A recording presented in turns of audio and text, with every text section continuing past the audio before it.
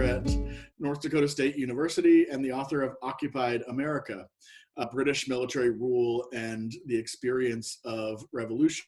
Actually, the first anecdote that I use in the book is one from Newport. That's the story that really encapsulates the feel of occupation, the narrative of military occupations during the Revolutionary War. It's the story of William Tillinghast. Tillinghast was a Quaker physician living in Newport, part of a large family that had lived in Newport for at least 2 generations previously. So he had a lot of cousins and brothers and other folks living in town. Before the war, William had gone to Philadelphia to train with the physician and revolutionary leader Benjamin Rush. He came back to Newport in 1775 to open his practice. And about a year in, on December 8th of 1776, the British arrived with about 15,000 troops from New York City and occupied the town. And during the roughly 3-year occupation of Newport, William Tillinghast kind of had a really traumatizing experience. He was, as a physician, on the front lines of the military occupation, of the war, of treating soldiers and seeing exactly what the military does when it comes into a civilian population. Not surprisingly, one of his most common services during this period was the treatment of venereal disease, both in soldiers and civilians, which gives a sense of the fraternization between Newport women and British soldiers. And this was really, really common during that period, and oftentimes didn't work out very well for the women involved. In fact, there's one case in Tillinghast's account book, which is at the Newport Historical Society, in which he delivered a baby who was the daughter of a purser aboard one of His Majesty's ships anchored in the bay. And the father kind of abandoned the child pretty much right away.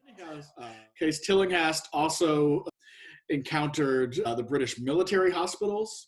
One of something that probably turned him off in a number of ways to British occupation was the fact that the British used the Great Friends Meeting House as a military hospital, specifically for the German mercenary regiments, the Hessians. In fact, they buried some of those German mercenaries who died in the hospital in the burying grounds adjacent to the Great Friends Meeting House. So it's one thing that the devout Quaker would likely have disapproved of, even as he went to the meeting house to attend to German soldiers. He also made regular rounds at military hospitals, as well as prisoner of war internment centers. One of these was the Transport the Lord Sandwich, which was actually Captain Cook's Endeavour, which had been stripped of its guns and refurbished as a military transport, and now in Newport as a prison hulk. And an interesting bit of trivia, it's still at the bottom of Newport Harbor. It was sunk during the French attack on Newport during the summer of 1778. But the prison hulk held about 100 residents of Newport, a lot of civilians who refused to sign loyalty oaths to the British government during the occupation. And Tillinghast had at least one family member on board, knew most of the community. And you can see in his account book kind of a gradual disillusionment with the British cause. He was someone who had every reason to kind of side with the British. When they arrived, he was of kind of an upper class standing, had a lucrative profession, actually made a good bit of money serving the British Army as a physician. But by the time the British evacuated Newport, Tillinghast's diary refers to the fleet that came to take off the troops as the blessed fleet of empty ships.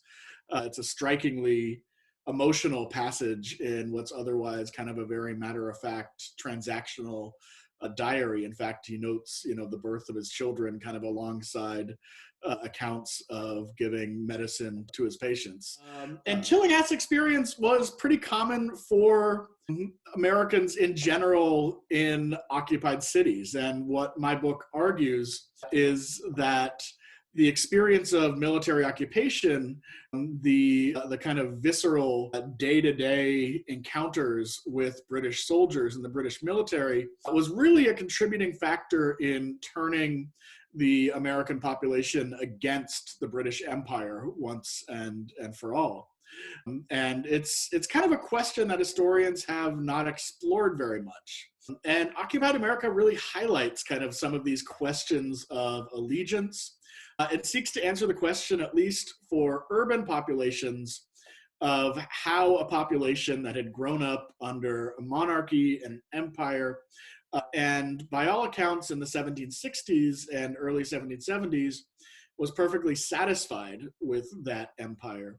And the book tries to answer the question of how those people kind of gradually became alienated enough with the British government and the British crown that by the end of the war, they were willing to embrace a completely other solution, this kind of radical Republican governments that came into the States over the course of the Revolution.